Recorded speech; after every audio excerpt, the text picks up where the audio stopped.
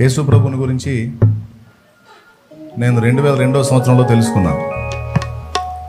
అంతకు మునుపు యేసు ప్రభుని గురించి నాకు తెలియజేయడానికి ఎవరన్నా ట్రై చేసినా నేను వినడానికి ఇష్టపడలేదు. తెలుసుకోవాలనే ఆశ కూడా నేను కలిగి లేను. నాతో పాటు చదువుకునే నా ఫ్రెండ్స్ కొంతమంది యేసు ప్రభు భక్తి చేసేటువంటి కుటుంబాలకు చెందిన వాళ్ళు నాకు చెప్పడానికి ట్రై చేసినా వినడానికి నేను ఇష్టపడలేదు. ఎందుకంటే మేము ఆరాధించేవాళ్ళు, మేము మొక్కేవాళ్ళు బోళ్ళు అంతమంది ఉన్నారు. ఇంతమంది వదిలిపెట్టి మేము యేసు ప్రభు గురించి తెలుసుకోవాల్సిన అవసరం మాకు లేదు. అందులో మేము ఆల్రెడీ మొక్కుతున్న వాళ్ళు మేము ఇంకో దాని వైపు చూసామంటే మళ్ళీ మాకేమన్నా ఇబ్బంది పెడతారేమో అనే భయం. కాబట్టి మీరు నయం అసలు చర్చికి వచ్చి దేవుని సన్నిధిలో కూర్చున్నారు మీరు ధైర్యంగా. మా ఇంట్లో బైబిల్ పెట్టాడు, ఇక్కడే ఉన్నాడు. శివ వచ్చాడో లేదో మరి, ఎలీషా వాళ్ళ నాన్న మా ఇంటి అద్దెకున్నారు వాళ్ళు. ఒకసారి లేచి నిలబడరు, అందరూ చూస్తారు నిన్ను. మీ బంధువే వాడు కూడా, మా బాబాయ్ ఉన్నాడుగా. మా ఇంట్లో కిరాయికి తీసుకున్నారు. ఇప్పుడు ఇల్లు అద్దెకి తీసుకున్నప్పుడు వాళ్ళు ఏమైనా చేస్తారు. కానీ వాళ్ళు యేసుప్రభు నమ్ముకొని మా ఇంట్లో బైబిల్ పెట్టారని మళ్ళీ మేము అద్దె కట్టించుకుంటాం వాళ్ళ చేత. బైబిల్ మా ఇంట్లో పెట్టారని కారణం చేత నిలువున ఇల్లు ఖాళీ చేయించాం, సామాన్లు బయట పెట్టించాం. మా ఇంట్లో బైబిల్ పెడతారా? మా దేవత మమ్మల్ని ఏం చేసిద్ది? అసలు మేమేమైపోతాం? మేము ఇంతమందికి మొక్కుతుంటే, ఇన్ని బాధలు పడుతుంటే మా ఇంట్లో తీసుకొచ్చి ఏదో తగిలిచ్చారు. మళ్ళీ పోండి బయట ఖాళీ చేయండి అని నిలువున నిలబడి 3 పిల్లలు, చిన్న పిల్లలు, భార్య భర్త మొత్తం 5, వాళ్ళ అమ్మ నాన్న, వాడి చెల్లెళ్ళు మొత్తం 5, అక్క చెల్లి మొత్తం నిలువున బయట పెట్టేశారు సామాన్. అంటే యేసు ప్రభు అంటే అంత వ్యతిరేకత. అంటే ఎందుకు చెబుతున్నానంటే ఇంత రివర్స్గా ఉన్న మేము ఈరోజు ఆ పరిశుద్ధ గ్రంథాన్ని చేత పట్టుకొని ఆయనే నిజమైన దేవుడని ప్రకటిస్తూ ఉన్నాం. ఊహించలేదు కదా ఇంత రివర్స్లో ఉన్నోళ్ళు ఈ టైపులో మారిపోవటం అనేది ఆశ్చర్యమే. ఇక నా విషయానికి వస్తే మా ఇంటి మొత్తంలో భక్తుడిని నేనే. నాకు తెలుగు భాష అన్నా సంస్కృతం అన్నా చాలా ఇష్టం. సాంస్క్రిట్ సంస్కృత శ్లోకాలు చదివి పూజలు చేసేవాడు. పూజ చేయటం అంటే మామూలుగా అందరూ ఒక కొబ్బరికాయ కొట్టి ఏదో దీపారాధన చేసి సాంబ్రాణి గడ్డలు తిప్పి దేవుడా మమ్మల్ని చల్లగా చూడంటారు. అంతటితో పూజ అయిపోయింది. కానీ మన పూజ అట్ట కాదు. ఎవరికి పూజ చేసినా వాళ్ళకి సంబంధించిన పుస్తకాలు తెచ్చుకొని ఎన్ని రకాల మంత్రాలు ఉన్నాయో ఆ మంత్రాలు మొత్తం చదివి అందులో ఏ విషయాలు చెప్పారో ఆ విషయాలన్నీ చేసి ఒక రేంజ్లో చేసేవాడిని. అలాంటి నేను ఈరోజు వాటన్నిటినీ పక్కన పెట్టి ప్రభు అయిన యేసుక్రీస్తుని గురించి లోకానికి ప్రకటించేవాడిని అయ్యాను.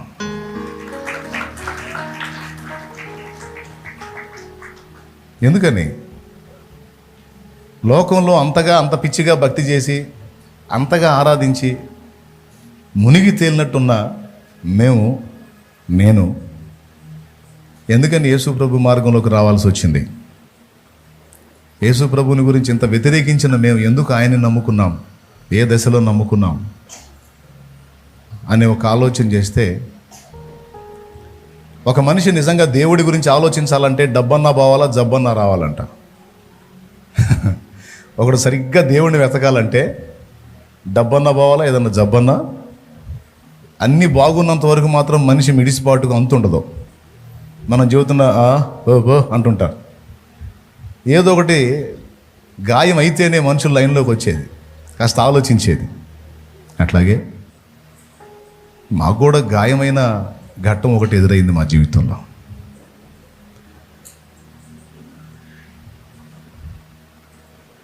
మాకు తెలిసినంత వరకు ఎవరికి ఏ అన్యాయం చేయలేదు, ఎవరికి ఏ దుర్మార్గం చేయలేదు, ఎవరిని ఏ విధంగానూ మోసం చేయలేదు.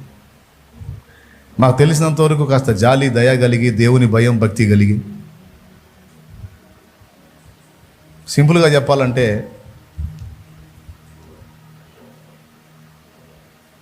తూర్పుగోదావరి జిల్లాలో ఓసారి మా అమ్మ మా నాన్న అంటే మేము పుట్టలేదు ఎవరు, వాళ్ళ వివాహమైన తొలి రోజుల్లో జీవనోపాధి నిమిత్తం అక్కడికి వెళ్ళాను.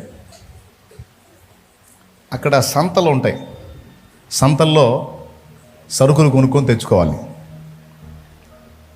అంటే మా సైకాలజీ చెప్తున్నా, మా మెంటాలిటీ చెప్తున్నా ఎట్లా ఉంటుందని. సరుకులు కొని తేవడానికి మా నాన్న సంతకి వెళ్ళాడంట.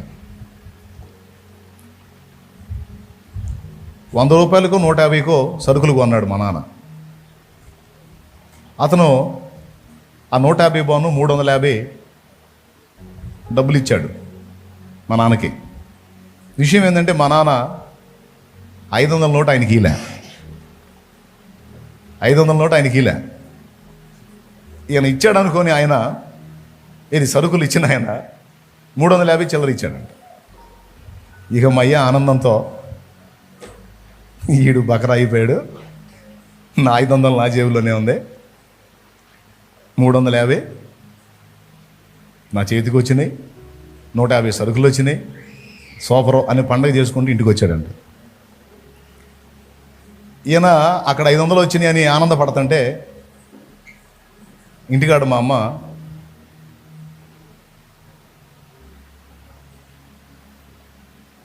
ఇల్లు ఉంటుంది కదా పాక, దీపం తీసుకొని ఏదో సమస్య వస్తే ఇంట్లో దీపం తీసుకొని చూస్తుందంట. అట్లా వంగి ఏదో సామాను వెతుకుతుంది దీపం పెట్టి. ఈ దీపం పైన పాక కంటుకుంది. మా నాన్న వచ్చేటప్పటికి ఇల్లు మొత్తం బూడిదై ఉంది. ఎంత లాభం వచ్చింది మా నాన్నకి? 500 వచ్చింది. ఇక్కడ నాకు తెలిసి ఒక 2000 కూర్చొని అయిద్దిగా. ఎంత పోయింది?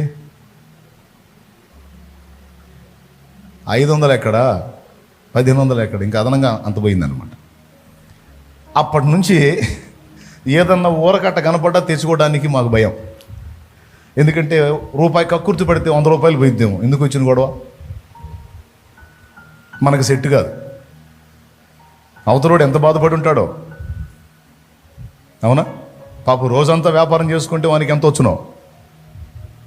కాబట్టి ఈ భయం కలిగి నిష్ఠాగరిష్టలతో ఒకటి సొమ్ము ఆశించకుండా, ఒకడికి అన్యాయం చేయకుండా మాకు తెలిసినంత వరకు జాగ్రత్తగా బతుకుతూ 10 మందికి దీవెనకరంగా ఉండాలనే బ్రతుకు మేము మొదలుపెట్టింది.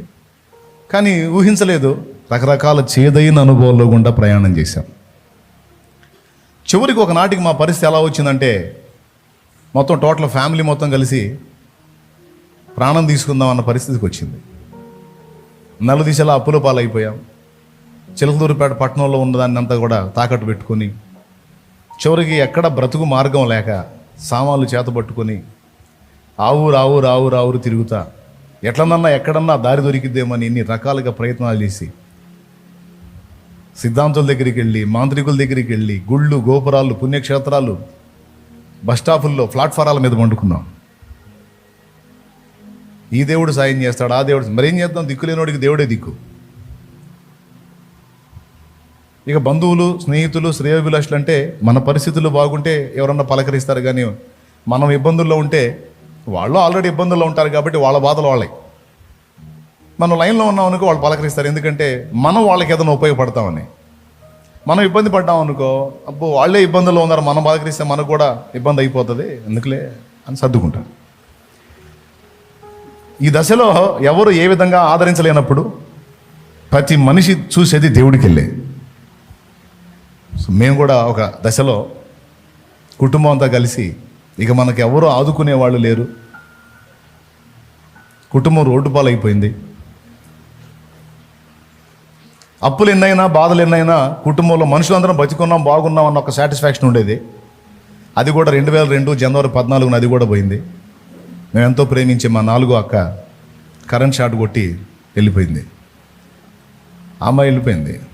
ఇప్పుడు కీబోర్డ్ కొట్టేవాడు ఆమె కొడుకే, ఇక పైన ఉన్నవాడు ఆమె కొడుకే, మీలో కూర్చుంది ఆమె కూతురు ఒక ఆమె, 3 పసిబిడ్డలు, ఇది ఇక్కడే ఉంది కూతురు.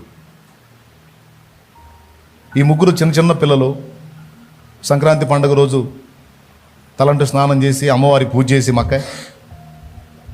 మక్కాయ్ అమ్మవారి భక్తురాలు, పూజ చేసి టీవీలో శక్తి నాటికి వస్తుంటే అప్పట్లో 2002వ సంవత్సరంలో శక్తి నాటికి వచ్చింది. అమ్మవారి నాటికాన్ని అది పెట్టుకొని అది చూస్తా బట్టలు పిండుకుంటాం. ఈ కొడుకుల్లో ఒకడు గాలిపటాలు ఎగరేస్తా చెట్లో గాలిపటం ఇరుక్కుందమ్మా తీ అన్నాడు. తీద్దామని ఇనప సోగు తీసుకొని అందులో తీయటానికి ట్రై చేసింది. అందులో కరెంటు తీగలు ఉన్నాయి, పట్టుకుంది, స్పాట్ డెడ్. ఆ అమ్మాయి కన్ను మీయటం, ఈ పిల్లలు ముగ్గురు అనాథలైపోవడం, వీళ్ళ తండ్రి త్రాగుడు వ్యసనానికి బానిస అవ్వటం, వాళ్ళ నాన్న కూడా త్రాగుడు అలవాటైంది కొలుపుల్లో. 5 రోజులు కొలుపులు జరిగితే బయట దేవరకు పెట్టే దగ్గర నుంచి వసంతాలాట దాకా మొత్తం తెలుసు. ఈ 5 రోజుల జాతరలో త్రాగుడు మునిగి తేలుతారు, తెలుసు కదా మీకు అందరికీ, దాదాపు చాలామందికి తెలుసు. అక్కడ అలవాటయ్యాడు. లేకపోతే వాళ్ళకి అంతకుముందు ఆ వ్యసనం లేదు, తర్వాత అలవాటయ్యారు. చిన్నగా అది బానిసత్వం అయిపోయింది. అతడు త్రాగుడికి బానిస అయిపోయాడు. హఠాత్తుగా ఈమె వెళ్ళిపోయిన కొద్ది కాలానికి ఆయన కూడా కన్నుమూశాడు.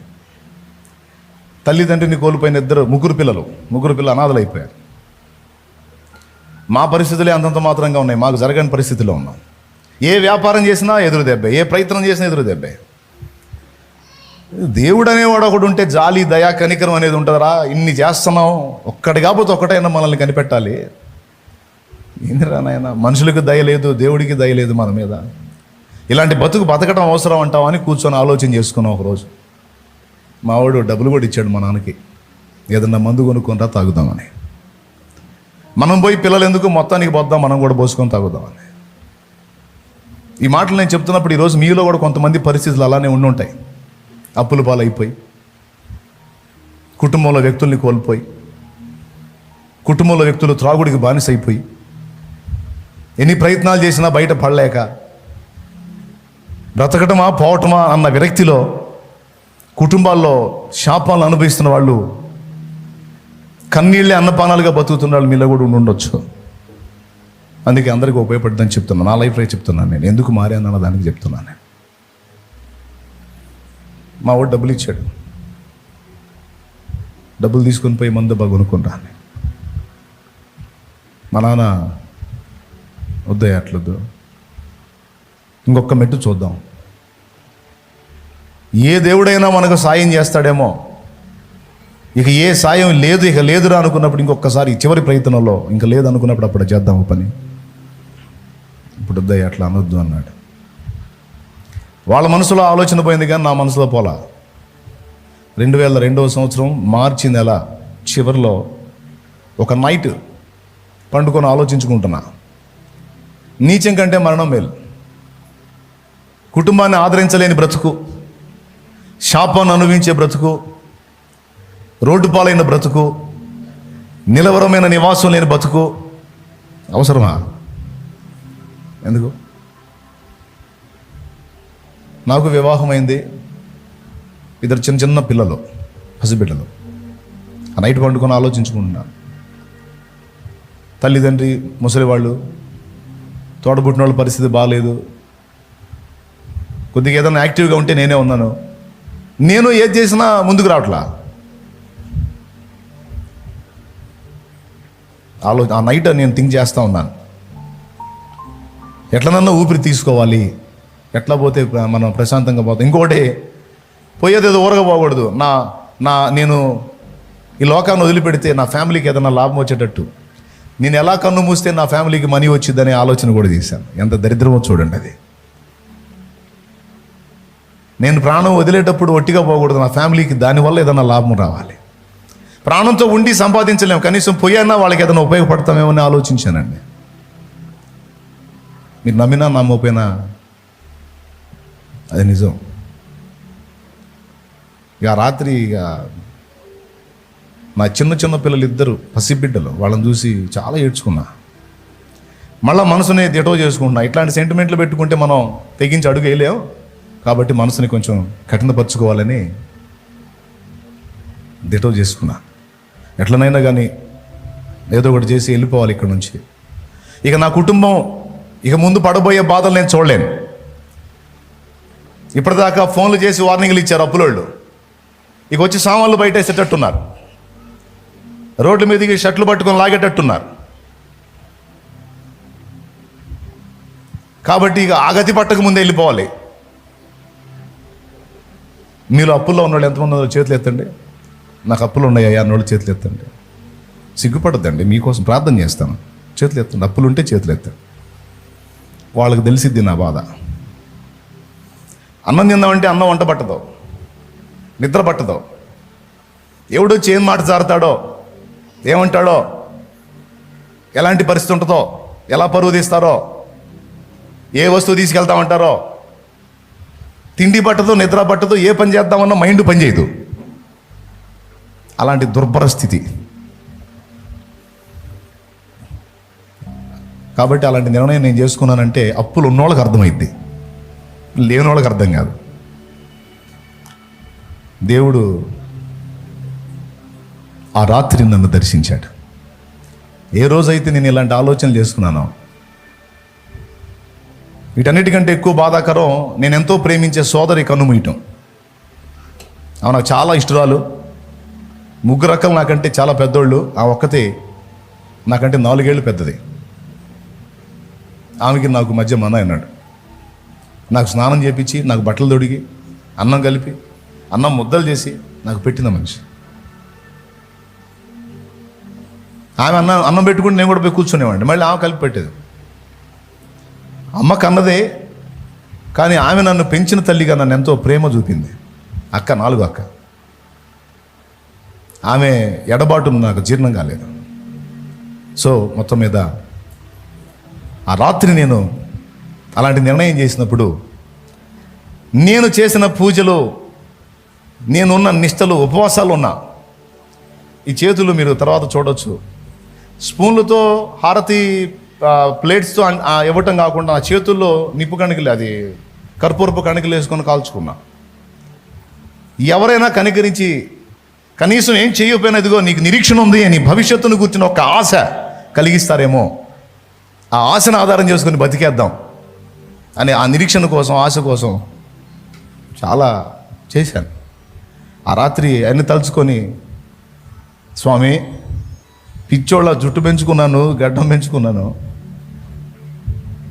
ఏంది స్వామి నువ్వు మాట్లాడలేదు, కనికరించట్లేదు ఏంది స్వామి అని ఒక స్వామిని, స్వామి ఇప్పటికి 5 సార్లు వేసుకున్నా, మళ్ళీ 3 సంవత్సరాలు వేసుకునే మాల 1 సంవత్సరమే వేసుకుంటానని మొక్కుకున్నా కదా స్వామి, నువ్వన్నా కనికరించవే. ఎవరెవరికైతే నేను చేశాను, ఎవరెవరికైతే నేను బ్రహ్మంగారి ద్వాదశాక్షరి మహామంత్రం 12,008 సార్లు జపిస్తే స్వామి ప్రత్యక్షమవుతాడంటే, రుద్రాక్ష దండం మెడలో వేసుకొని, విభూతి రేఖలు ఒంటి నిండా పెట్టుకొని, ఉపవాసాలు ఉండి, నోటితో మంత్రం చదివితే మళ్ళీ సంఖ్యకు మర్చిపోతామేమో అని చదవటం రాయటం అట్లా చేశా. ఇంత సేటు చేసి, ఇన్ని రకాలుగా చేసి, ఇన్ని ఊళ్ళు తిరిగి, ఇన్ని ప్రాంతాలు తిరిగి, ఒక్కడికన్నా కనికరం లేదు. అసలు ఉన్నారా? అసలు నేను ఇంతవరకు సేవించింది దేవుడినేనా? దేవుడు అనేవాడు ఉంటే ఏడి ఒక్కడన్నా మాట్లాడే, ఒకడన్నా స్పందించడే, ఒకడన్నా దర్శించడే. ఈరోజు మా ఆర్తధ్వని వినేదానికి మనుషులు లేరు. ఎవరికి పట్టదో, ఎవరి బాధలు వాళ్ళకున్నాయి, ఎవరి మీద ఏష్టపోవడానికి వీల్లేదు. దేవుడే అనుకున్నావు, ఆ దేవుడు అనేవాడు కూడా మాట్లాడలేదు. దేవుడే లేడు అనే ఒక ఇరిటేషన్కి వచ్చి ఆ రాత్రి ఇలాంటి నిర్ణయం చేసుకొని కొంచెం మత్తుగిలినట్లుగా అట్లా మత్తులోకి జారాను, నిద్రలోకి వెళ్ళాను. ఆ రాత్రి నన్ను దర్శించాడు యేసు ప్రభు. నేను ఊహించలా, ఎందుకంటే యేసు ప్రభు అంటే నచ్చదుగా నాకు. తెల్లోళ్ళ దేవుడు, మాలమాదిగల దేవుడు, వాళ్ళ దేవుడు, ఏళ్ళ దేవుడు మనకు సంబంధించినోడు కాదు. అసలు ఆ మాటలే వేరుగా ఉంటే, ఆ కథలు వేరుగా ఉంటే మనకు జల్లదు, అసలు మనకు నడవదు. అది బొట్టు గాజులు ఎన్ని తీసేసి మొండమోపాళ్ళ తయారవుతుంది చండాలంగా అని తిట్టినోళ్ళంగా. మా అక్కాయి ఒకసారి పాలు పోయటానికి ఒక ఇంటికి వెళ్ళి అక్కడ ఏసయ్య మాటలు ఈయనొచ్చింది. మా అక్కాయి శివభక్తురాలు, నా పెద్ద అక్కాయి ఇక్కడే ఉంది, ఆడ ఉంది. ఆమెమో పార్వతి అను, ఆమె పేరు పార్వతిలే. ఆమె పార్వతి, హస్బెండ్ ఏమో శివుడిలాగా ఫీల్ అయ్యేదాము. ఇది ఒక రేంజ్లో భక్తి చేస్తుందాం అలాంటి మనిషి. ఆమె అబ్బాయి, నేను సంజీవ్ నగర్లో దేవదానం వాళ్ళ పాలు పెట్టాను పోతే ఆ అమ్మాయి వాళ్ళ కోడలు అనుకుంటాను, యేసుప్రభు మాటలు చెప్పింది అబ్బాయి, ఎంత బాగుండేవని అబ్బాయి, నాకైతే అసలు ఖాతాలు పాలు పెట్టడం మర్చిపోయి మరి అక్కడే కూర్చొని నిన్నాను అబ్బాయి నేను అంది మా అక్కాయి. నాకు భయం వేసింది, వామ్మో మా అక్కాయిని ఏడ మొత్తం మారుతారు అని. ఇక మళ్ళా యేసుప్రభు అన్న మాట ఎత్తకుండా చెప్పాను మా అక్కాయికి. వాళ్ళు హిప్నటైజ్ చేస్తారు, వాళ్ళు మామూలు మోసాలు చేయరు, వాళ్ళు అసలు నిన్ను భయంకరంగా మోసం చేస్తారు. అమ్మాయి నువ్వేమో పార్వతిలాగా, నేను శివుడిలా ఫీల్ అవుతావు, నీ శివభక్తి వాగులో కలిసిద్ది, పొర్రపాటును కూడా వాళ్ళ మాటలు వినకూడదు, ఇంకోసారి అసలు ఆ కొంపకు నువ్వు వెళ్ళవాకు,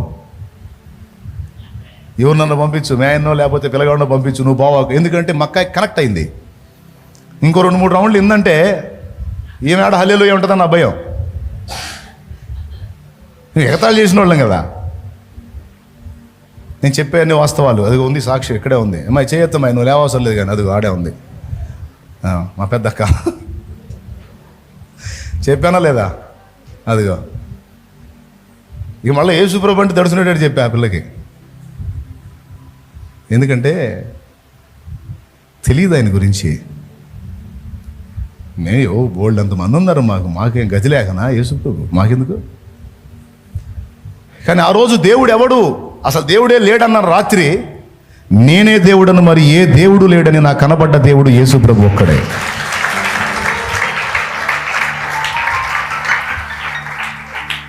దేవుని సమక్షంలో ఉండి నేను సాక్ష్యం ఇస్తున్నా. శ్లోకాలు చదివి, మంత్రాలు చదివి, పూజలు చేసి, నిష్ఠా గరిష్టలతో ఉపవాసాలు ఉండి, రుద్రాక్ష దాంట్లో వేసుకొని, విభూతి రేఖలు పెట్టుకొని పిచ్చోళ్ళ అతిభక్తి చేసిన నేను ఎవరు దేవుడు ఈ రాత్రి తేలాలి అన్న క్వశ్చన్కి నేనే దేవుడనని ప్రత్యక్షమైన నిజమైన దేవుడు, ఏకైక దేవుడు ప్రభు అయిన యేసుక్రీస్తు. ఆ రాత్రి ఆయన కూర్చుని ఒక దర్శనం నేను పొందాను. నేను అబద్ధాలు చెబితే దేవుడు చూస్తాడు పైన, నేను సత్యం చెప్తున్నాను. అబద్ధాలు చెప్పే అవసరం నాకు లేదు. నాకు ఆయన ఆ రాత్రి సాక్షాత్కరించి నా మనోనేత్రాలు వెలిగించాడు. ఒక చిన్న దర్శనం అంతే. తర్వాత లేచి కూర్చున్నాను. సమయం 4 అయింది, తెల్లవారుజాము 3:30-4 అయింది అంతే. అప్పుడు నా మనసులో కలుగుతుంది, నేను ఇన్ని గుళ్ళు గోపురాలు తిరిగి, ఇన్ని పూజలు చేసి, ఇన్ని మంత్రాలు చదివి, ఇన్ని రకాల తిప్పలు పడి, ఇన్ని చేసిన వాడిని ఒక్కసారి చర్చికి ఎందుకు వెళ్ళాలా నేను? యేసు ప్రభు నాకు చేసిన దుర్మార్గం ఏంది? యేసు ప్రభు నన్ను అన్న మాటలేంది? యేసు ప్రభు నాకు చేసిన అన్యాయం ఏంది? అసలు యేసు ప్రభు నేను ఎందుకు ద్వేషించాలి? అసలు యేసు ప్రభు నేను ఎందుకు అసహించుకోవాలి? అసలు ఎవరన్నా ఒకవేళ యేసు ప్రభు నమ్ముకున్న మనుషులు తేడా అయితే కావచ్చు, కానీ యేసు ప్రభు తేడా కాదు కదా. యేసు ప్రభు నమ్మిన మనుషులు బలహీనలు అయితే అయి ఉండొచ్చు, కానీ యేసు ప్రభు ఎక్కడా తప్పు చేయలేదు కదా. ఆయన సిలువ ఏంది అసలు? మేము ఆరాధించే వాళ్ళంతా సూపర్గా ఉంటారు, ఆయన ఏదో కొయ్య మీద ఎలాడుతూ ఉంటాడు, ఒంటి మీద బట్టలు ఉండవు, ఏదో చిన్న మొల మీద వస్త్రం మాత్రం ఉంటుంది. ఈయనేం దేవుడు? ఈయన కోసం ప్రపంచమంతా ఆలోచించడం ఏంటి? ప్రపంచంలో 60% మంది, రాష్ట్రం, దేశం, పట్టణం, పల్లె కాదు, ప్రపంచ జనాభాలో 60% మంది యేసు ప్రభుని నిజమైన దేవుడని సాక్ష్యం ఇవ్వటం ఏంటి? అసలు ఎందుకు నేను యేసు ప్రభుని అసహించుకున్నాను? ఒక్కసారి వెళ్ళి చూద్దాం అనే ఆలోచన ఆ రాత్రి కలిగింది నాకు. ఆ తెల్లవారుజాము కలిగితే సరిపోయిందా? మళ్ళీ పెద్దోళ్ళు ఉన్నారుగా. వెంటనే వెళ్ళి మా అమ్మని నిద్ర లేపా. ఫ్యామిలీ సపోర్ట్ లేకుండా ముందుకు వెళ్ళలేం, ఎందుకంటే వీళ్ళు నరాల వీక్నెస్ తెప్పిస్తారు. మళ్ళీ పోయినాక ఏమైనా అయిందనుకో, నువ్వు పోయావు అయింది అంటారు కదా. అందుకని ముందు పెద్దోళ్ళ దగ్గరికి వెళ్ళాలని అమ్మ దగ్గరికి వెళ్ళి అమ్మ నిద్ర లేపి, అమ్మా నేను చర్చికి వెళ్తామా అన్న. అదేందయ్యా అందే. నాకు చర్చికి వెళ్ళాలనిపిస్తుందమ్మా. మీకు ఊహ తెలిసిన దగ్గర నుంచి ఏ చేశారు, నేను మా చేత కూడా ఏ చేయించారు. నాకెందుకో రాత్రి యేసు ప్రభుని కూర్చున్నటువంటి దర్శనం కలిగింది. ఏమైనా కానీ ఒకసారి చర్చికి వెళ్ళాల్సిందే నేను అన్నాను. మా అమ్మ ఏముందో తెలుసా? ఆల్రెడీ ఒక పార్టీలో ఉన్నామయ్యా మనం, ఇప్పుడు ఇంకో పార్టీకి పోతే ఈ పార్టీ మన మీద అటాక్ చేసిద్దేమో అంది. అంటే అర్థమైందా మీకు? ఆల్రెడీ పూజలు చేస్తున్నారా మనం? అప్పటికి ఒక 25 నుంచి 30 మొక్కులు ఉన్నాయి మావి, తీర్చాల్సిన మొక్కులు. నువ్వు కూడా జుట్టు పెంచుకున్నావు, తిరుపతి వస్తానని గడ్డం పెంచుకున్నావు, ఇన్ని మొక్కులు ఉన్నాయి. మళ్ళీ ఇవన్నీ పక్కన పెట్టి చర్చికి పోతే ఇవన్నీ ఏం చేయకూడదు అంటారు వాళ్ళు. అసలుకే ఇబ్బందిలో ఉన్నామయ్యా, అక్కపోయి ఉందయ్యా, మళ్ళీ ఏమన్నా ఇబ్బంది కలిగితే ఎందుకు వచ్చిన గొడవలు అయ్యా అంది. లేదు, నాకు ఆయన కూర్చున్న సాక్షాత్కారం అందింది, ఆయన ప్రత్యక్షత దొరికింది, నాకు ఆయన స్పర్శ తగిలింది. నాకు లాస్ట్ అండ్ ఫైనల్ ఒక్కసారి నేను అక్కడికి వెళ్తాను, ఆ తర్వాత ఏం జరిగితే జరిగిద్ది అన్నాను. అంటే నేనేం ఆలోచించుకుంటున్నాను మా అమ్మ తెలియదుగా, నేను ఎంత విరక్తిలో ఉన్నానో, నా ప్రాణం తీసుకుందామని ఆలోచన చేశానన్న సంగతి నాకు తెలియదు. ఆ తర్వాత మా అమ్మ ఒక మాట అంది, మంచి మాట, వెళ్ళయ్యా సరిపో, ఏమైతే అయిన కాడికి ఇంకేమైద్దిలే కానీ అయ్యా, జరగాల్సింది జరిగింది, ఇంక అంతకుమించి ఏం జరిగింది, తప్పు చేయడానికి వెళ్ళట్లేదుగా, దేవుడి దగ్గరికి పోతున్నావు పో, బంగారం లాంటి మాట అంది. ఆ ఒక్క మాటను ఆధారం చేసుకుని మొదటిసారి చర్చిలోకి అడుగుపెట్టాను. ఒక కొత్త ప్రపంచంలోకి అడుగుపెట్టినట్టుంది నా మనసు. సరే వెళ్ళాను, కూర్చున్నాను, అందరూ చాలామంది జనం కూర్చున్నారు. వీళ్ళు ఎవరు నా కాడికి చాలా బాధల్లో ఉన్నట్టున్నారు, మొత్తం ఏడుతున్నారు అనుకున్నాను. కూర్చొని ఏడుతున్నారు వాళ్ళు ప్రార్థనలో. మన ఏ కష్టాలు అనుకుంటే మన కాడికి ఎక్కువ కష్టాలు ఉన్నట్టున్నాయి వీళ్ళకి కూడా. వాళ్ళ మొఖాలు చూసి వాళ్ళందరూ ఎవరిని పట్టించుకోవట్లా, మోకాళ్ళు వేశారు, అయ్యా అని ఏడుస్తున్నారు, కన్నీరు గారుస్తున్నారు, ప్రార్థన చేస్తున్నారు. ఏమనగానే తెలియదా? చర్చికి వెళ్ళేటువంటి వాళ్ళని అడిగానమ్మా, మంత్రాలు చదివి పూజలు చేయటం తెలుసు కానీ ప్రార్థనలు అంటే తెలియదు. యేసుప్రభుకి ఏం చెప్పాలమ్మా, ఏం చెప్పి ఎట్టా ఆయన్ని వేడుకోవాలి అని అడిగితే, మంత్రాలు అవసరం లేదు బాబా, నీ బాధలు ఏవో నువ్వెంతో ప్రేమించే నమ్మకమైన మనిషికి ఎలా చెప్పుకుంటావు అలానే చెప్పుకో, ఆయనకి ఇష్టమైతే ఆయనే నీతో మాట్లాడతాడు అంది ఓ తల్లి. యేసు ప్రభు మాట్లాడతాడా అని అడిగాను నేను. ఆయన మాట్లాడే దేవుడు అందామా. నా మనసులో అనుకున్నా, నిజంగా ఆయన నాతో మాట్లాడితే ఈ లైఫ్ ఆయనకు అంకితం చేసుకోవాలనుకున్నా. ఎందుకంటే ఒక్క మాట, ఇంతవరకు నేను ఎన్ని చోట్ల తిరిగిన ఒక్క మాట, రేపటి నీ కూర్చున్న నిరీక్షణ ఉంది, ఈరోజు దుఃఖాన్ని బట్టి నువ్వు బాధపడొద్దు, రేపు నీకుంది అవకాశం అన్న మాట ఒక్క చోట నాకు దొరకలా. నిజంగా యేసు ప్రభు అనేవాడు నాతో మాట్లాడితే ఈ లైఫ్ ఆయనకి అంకితం చేసుకుందామని మెంటల్గా ఫిక్స్ అయ్యి దేవుని సన్నిధికి వెళ్ళాను నేను. దేవుని మందిరానికి వెళ్ళిన తర్వాత మోకాళ్ళు నేను కూడా ప్రార్థన చేద్దామని, మనకేం అలవాటు లేవు, మోకాళ్ళు మంటలు పడుతున్నాయి. అయినా సరే బాధ అయితే అయిందని అట్లనే కూర్చున్నాను. అందరూ మోకాళ్ళు వేస్తే మనం ఎందుకు మామూలు కూర్చోవాలా? మోకాళ్ళ మీదే ఉండి, యేసు ప్రభువా నిన్ను అనరాని మాటలన్నా, నిన్ను నమ్ముకున్న బిడ్డలు నా దగ్గర పనికి వస్తే వాళ్ళని చండాలంగా తిట్టా. మీరు తెల్లోళ్ళకు పుట్టారా, భారతీయులకు పుట్టారా, వాడు మొక్కే దాన్ని నువ్వు మొక్కటం ఏందిరా అని చండాలంగా మాట్లాడా. చర్చికి వెళ్తున్న వాళ్ళు మా ఇంటి ముందుగా చర్చికి వెళ్తుంటే ఆడవాళ్ళని చూసి వ్యభిచారులు, వేశ్యలు అన్నా. ఇంటికాడ భర్త ఉంటాడు, చర్చిలో ఇంకొకడు ఉంటాడన్నా. ఎలాంటి దుర్భాషలు ఆడాలో, ఎంత నీచంగా మాట్లాడాలి అంత నీచంగా మాట్లాడాను. నీచుండయా నేను, నాకు తెలియక అట్లా మాట్లాడాను, తెలియక నేను అసహించుకున్నాను. కానీ దేవుడు ఎవరు అని అడిగితే నేనే దేవుడు నన్ను ప్రత్యక్షమయ్యా. నన్ను క్షమించు, నా పాపాలే శాపాలై తగిలినాయేమో, నా ఇంటి పాపాలు, నా ఇంటి దోషాలు శాపాలై తగిలినాయేమో, క్షమించయ్యా. నీకు ఆ పరిస్థితులను బట్టి పసిబిడ్డలాగా విపరీతమైన ఏడుపు ఏడ్చుకున్నా. ఎంతసేపు ఏడ్చానో ఆ ఏడుపులో, నీతో ఎలా మాట్లాడాలో నాకు తెలియదు, నా భాష నీకు అర్థమవుతుందా, నువ్వు ఏ దిక్కునున్నావో నాకు తెలియదు, నేను నీకు కనబడుతున్నానా, ఈ కన్నీళ్లు తప్ప నా జీవితంలో ఏం మిగలేదు. మనుషులకు కనికరం కలగదు, నువ్వన్నా చూస్తున్నావా,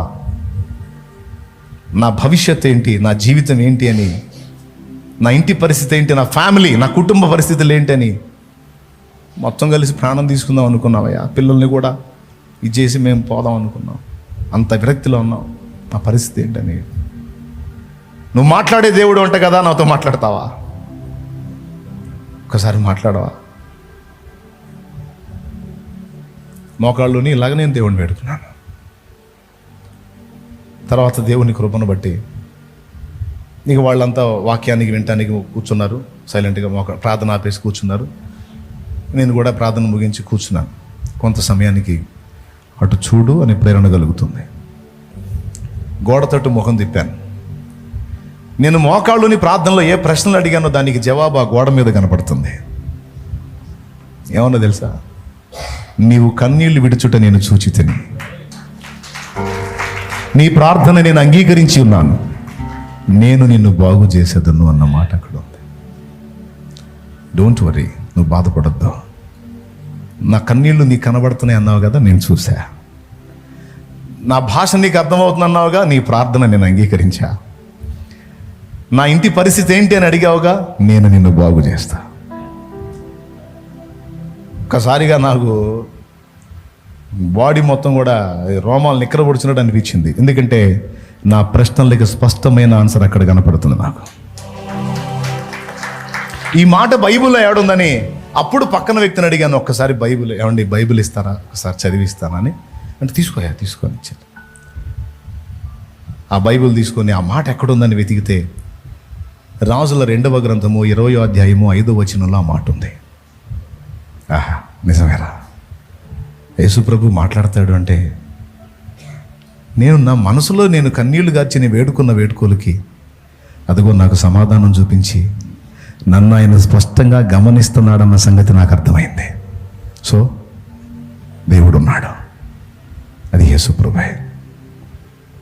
ఇక అప్పటి నుంచి బైబిల్ చదవటం మొదలుపెట్టా. ఇంటికి వెళ్ళి మా అమ్మకి చెప్పా, మనకి ధన నిధి దొరికిందమ్మా అన్న. మా అమ్మ అందే, నిజంగా ఆర్థిక ఇబ్బందులు ఉన్నాగా డబ్బులు ఏమో దొరికిన వీడికి అనుకుంది. కోట్ల ధనం కంటే ఎక్కువైన దేవుడు దొరికాడమ్మా, నిజమైన దేవుడు దొరికాడమ్మా, మాట్లాడే దేవుడు దొరికాడమ్మా, మనసున్న దేవుడు దొరికాడు, మనుషులందరూ వదిలేసిన వదలని దేవుడు దొరికాడు. నిజమమ్మా. ఇక మన శాపం ఉండదమ్మా. ఎందుకంటే అంతవరకు మనం మొక్కిన వాళ్ళందరూ మన కోసం ఏం చేయలేదమ్మా. యేసు ప్రభు మన పాపాలని శాపాలను తీసేయటానికి మన పాపాలన్నీ ఆయన మీద వేసుకొని సిలువ మీద తన ప్రాణం పెట్టాడమ్మా. మన పాపాలకు మనం చేసిన శాప క్రియలకు వచ్చిన శిక్ష అంతా సిలువ మీద యేసు మోసి ఆయన రక్తము ద్వారా మనకు విడుదల ప్రకటించాడమ్మా. మనం కట్టాల్సిన వెల యేసయ్య కట్టాడమ్మా. మన పాప రుణం యేసు తీర్చాడమ్మా. ఇక మనకు శాపం ఉండదమ్మా, మన మీద ఇక పాపం ఏలుబడి ఉండదమ్మా, మనం ఆశీర్వదించబడతామమ్మా అని చెప్పాను నేను. శాపం తొలగింది.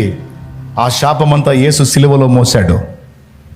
ఒక క్రొత్త జీవితం మనకు ప్రారంభమైంది చూడు అన్నాను. ఏమోలే అని ఒక నిట్టూర్పు విడిచి దాటిపోయింది మా అమ్మ. ఆ తర్వాత చిన్నగా నేను మోకాళ్ళు ఇంట్లో ప్రార్థన చేస్తే మా అమ్మ వింతగా చూసే, చిన్నగా ఆమె కూడా వచ్చి కూర్చోవడం మొదలుపెట్టే. చెప్పా మా అమ్మకి, నాతో పాటు నువ్వు కూడా కూర్చోమ్మా. పాపం చేయటానికి మనం ఆలోచించాలి కానీ దేవునికి ప్రార్థన చేయటానికి పాపమే ఉందమ్మా, కూర్చోమ్మా చూడుమా అని. ఎందుకంటే ఫస్ట్ అమ్మనే కదా పిల్లలు కనెక్ట్ అయ్యేది. అందుకని మా అమ్మను కూర్చోబెట్టి మా అమ్మ, నేను, తర్వాత నా భార్య, చిన్నగా నా ఫ్యామిలీ మొత్తం ఫస్ట్ కొంచెం ఎడాపెడాగా ఉన్న ఎగతాళి చేసిన చిన్నగా వాళ్ళు కూడా వచ్చి మోకాళ్ళు వేసి కుటుంబం ఎప్పుడైతే ప్రార్థన చేయటం మొదలుపెట్టామో చిలకలూరుపేట పట్టణంలో మొత్తం ఎత్తుకొని వెళ్ళిపోయాం. మాకు 1000 రూపాయలు కూడా అప్పు పుట్టదు ఇక్కడ నుంచి. కానీ ప్రార్థన చేసి వాక్యం తీస్తే వాక్యంలోంచి దేవుడు మాట్లాడాడు. ఎక్కడైతే అవమానపరచబడి మీరు వెళ్ళిపోయినారో అదే ప్రదేశంలో నేను మిమ్మల్ని మరలా రప్పించి మిమ్మల్ని అక్కడ స్థిరపరుస్తా, మీ నివాస స్థలములను ఆశీర్వదిస్తానన్నాడు ఆయన. ఆశీర్వదిస్తా, అక్కడే వచ్చి మిమ్మల్ని స్థిరపరుస్తా అన్నాడు. ఇది ఎలా జరిగింది? 1000 రూపాయలు 100 రూపాయలు అప్పు కూడా ఎవరు మాకు. కానీ ఒక తల్లి ఫోన్ చేసింది చిలకలూరుపేట నుంచే. గతంలో మాకు అప్పిచ్చి ఉన్న ఆమె నమ్మకంగా మేము తీర్చిన వ్యక్తి. ఆమె గ్రహించి ఫోన్ చేసి రమ్మని కబురు పెట్టింది. ఏంటి అప్పులైన నేను వెళ్ళిపోయారంటగా, ఎందుకు వెళ్ళాలి, రండి, ఎక్కడెక్కడ బాకీలు ఉన్నాయి ఆ అమౌంట్ అంతా నేను ఇస్తా, మొత్తం నేను కడతా. వాస్తవంగా ఆమె చాలా కఠినమైన మనిషి, పిల్లికి బిచ్చం పెట్టిన మనిషి ఆమె. ఆ మనిషి కబురు పెట్టిందని ఫోన్ చేసింది మాకు పని కట్టుకొని. వస్తే కర్రల సంచి ఉంటుంది చూసారా, కర్రల సంచి మార్కెట్కి తీసుకెళ్తాయి కదండి కర్రల సంచి. ఆ కర్రల సంచి నిండా డబ్బు కట్టలు పేర్చుకొని తీసుకొచ్చి ఇచ్చింది. ఓ వెంకాయమ్మ, అప్పులన్నీ కట్టుకోపో, ఎక్కడెక్కడ అప్పు ఉన్నావు వాడంతా కట్టుకోపో, నీ దగ్గర ఉన్నప్పుడు 1000 రూపాయలు మిగిలిస్తే ఆ 1000 రూపాయలు తెచ్చి నాకు కట్టు. అట్లా నీ ఓపిక, నీ పిల్లలు కష్టపడండి, సంపాదించినట్టు తెచ్చి నాకు కట్టండి. వడ్డీ కూడా మేము పెద్దగా వడ్డీ గిట్టి పో, అవసరం లేదు పో, ఎంతో నీ మనసుకు దోచిందని తీపో, ముందు లైన్లో ఉండు నువ్వు చాలు. ఒక మనిషి హృదయంలో ఆ మమత పుట్టడం సామాన్య విషయమే కాదు, అది దేవుడు మాట్లాడితేనే జరిగితే. దేవునికి స్తోత్రం. అక్కడి నుంచి స్టార్ట్ అయింది. ఒకటొకటిగా పరిస్థితులు మొత్తం ఆయనే చక్కదిద్దాడు. ఇక పొద్దంతా చాకిరి చేయటం, సాయంత్రానికి అందరం స్నానం చేసుకొని బైబిల్ ముందు పెట్టుకొని చుట్టూ పిల్లలతో సహా మోకాళ్ళేసి ప్రార్థన చేయటం. ఇప్పుడు అవి తీసుకొచ్చి కొట్టాలా, ఈ తీసుకొచ్చి దిగాలి, ఏ గొడవ కడ్డీ ఖర్చు కూడా లేదు, సాంబ్రాణి కడ్డీ ఖర్చు, మోకాళ్ళు వేయటం, కన్నీరు గార్చి ప్రార్థన చేయటం. స్నానాలు జపాలు తపాలు వ్రతాలు కూడా లేదు. ఓపికంటే స్నానం చేయి, లేకపోతే కాళ్ళు చేతుడికి మోకాళ్ళు వేసి ప్రార్థన చేయి, నా దేవుడు కార్యం చేస్తాడు. వాక్యాలు విన్నా. పసిపిల్లలతో సహా మోకాళ్ళని ప్రార్థన చేయటం మొదలుపెట్టాం. మొత్తం ఒక కొలికొచ్చి, అప్పులన్నీ ఒక కొలికొచ్చి, మేము కోల్పోయిందంతా తిరిగి మా చేతికి వచ్చేటట్టు చేశాడు ఆయన. ఏ స్థలంలో నుంచి అవమానకరంగా మీరు త్రోసివేయబడ్డారో, నెట్టివేయబడ్డారో, అదే స్థానంలో నేను నిలుపుతాను, అక్కడ నా స్తుతుల మందిరాన్ని కడతానని దేవుడు మాట్లాడాడు. ఆశ్చర్యం, శాంతినగర్లో ఇప్పుడు మందిరం అదే. నా ఇల్లే చర్చ అయిపోయింది అక్కడ. మీకు ఇంట్రెస్ట్ ఉంటే వెళ్ళేటప్పుడు మీరు చూసి వెళ్ళొచ్చట్టు. ఇక్కడ దగ్గరే శాంతినగర్. ఆనాడు నేను నివసించిన ఆ ఇల్లు ఈరోజు దేవాలయంగా మారింది. అంతటితో ఆగకుండా అక్కడి నుంచి ఇక్కడికి ఇప్పుడు కష్టాలు బాధలు అన్నీ పోయి వాటి గురించి ఆలోచించడం పక్కన పెట్టి, నేను తెలియక అజ్ఞానంలో ఉండి నరకయాతను అనుభవించాను. ఇదే స్థితిలో చాలామంది ఉన్నారు. వాళ్ళకి నేను సాక్ష్యం ఇవ్వాలి. యేసు ప్రభునందు విశ్వాసం ఉంచిన వారందరూ బంధకాల నుంచి బయటపడతారు, భూమి మీద నెమ్మది పొందుతారు. ఈ యాత్ర ముగించిన తర్వాత కూడా నిత్య జీవానికి చేరతారు, నరకం తప్పించుకుంటారు. ఎందుకంటే యేసు ప్రభు ఒక్కడే మన పాపాల కోసం ప్రాణం పెట్టి తిరిగి లేచిన ఏకైక దేవుడు. మనం సేవించేవారు ఇంకా ఎవరు మన పాపాల కోసం ఏమీ చేయలేదు. యేసు ప్రభు మాత్రమే ప్రాణం పెట్టి తిరిగి లేచిన దేవుడు గనుక మనల్ని విడిపించగల ఒకే ఒక్క అధికారం కలిగిన వాడు యేసు ప్రభు ఒక్కడని లోకానికి కూడా చాటాలని నిర్ణయించుకున్న ఆ రోజు నుంచి ఈ రోజు దాకా ఆయనను గురించి లోకానికి ప్రకటన చేసి దేవుని సేవలోనికి వచ్చా. తర్వాత అది అంచెలంచెలుగా ఇక్కడికి రావటం, తర్వాత అది ఇప్పుడు జగద్విదితం అవటం మీకు కూడా తెలుసు. ఇప్పుడు నన్ను ఫేస్ టు ఫేస్ చూస్తుండొచ్చు, కానీ అక్కడక్కడ మీరు నన్ను గమనించే ఉంటారని నేను అనుకుంటున్నాను. ఇదంతా దేవుని దయాపూర్వక సంకల్పం, ఆయన చేసినటువంటి ఘనమైన కార్యం. కాబట్టి మీ అందరికీ ప్రేమతో చెప్పేది ఏంటంటే, ఏ బాధలో, ఏ వేదనలో, ఏ శ్రమలో, ఏ విషయాల్లో నలిగిపోతున్నారో శాపాన్ని ఆశీర్వాదంగా మార్చి దీవెనలోని నడిపించగల ఏకైక దేవుడు యేసు ప్రభు. ఇహపర నెమ్మదిని ఇహమందును పరమందును కూడా స్థానాన్ని ఇవ్వగలిగినటువంటి వాడు యేసు ప్రభు. అందుకు నా లైఫే సాక్ష్యం. కాబట్టి నానా విధమైన వేదనల్లో, బాధల్లో నలుగుతున్న వాళ్ళు కొంచెం తలలు వంచి కళ్ళు మూయండి.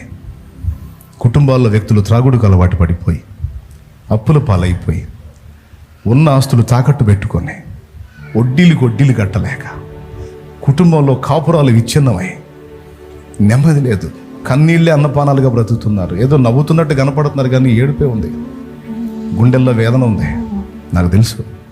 తలలు వంచి కళ్ళు మూసి, యేసు ప్రభువా, ఈరోజు నీ బిడ్డ మాటలు విన్నానయ్యా, నేను నా పరిస్థితి కూడా అంతే ఉంది, ఒక్కసారి నన్ను దర్శించు నాయనా అని కళ్ళు మూసి తలలు వంచి, యేసు ప్రభువా, నా జీవితంలో కూడా నిన్ను ఆహ్వానిస్తున్నాను తండ్రి అని ఒక మాట అనమ్మా. అన్నయ్య నేను మిడిమేళంగా ఊరేగాను, దీన మనసు కలిగి అయ్యా అన్నప్పుడు ధన్యుడయ్యాను. కళ్ళు మూసి తలలోంచి ఒక్క మాట అనండమ్మా. మీ జీవితంలోకి ఆయన వస్తాడు. ఆయన పిలువమ్మా. యేసయ్యా, నా జీవితంలోకి రా.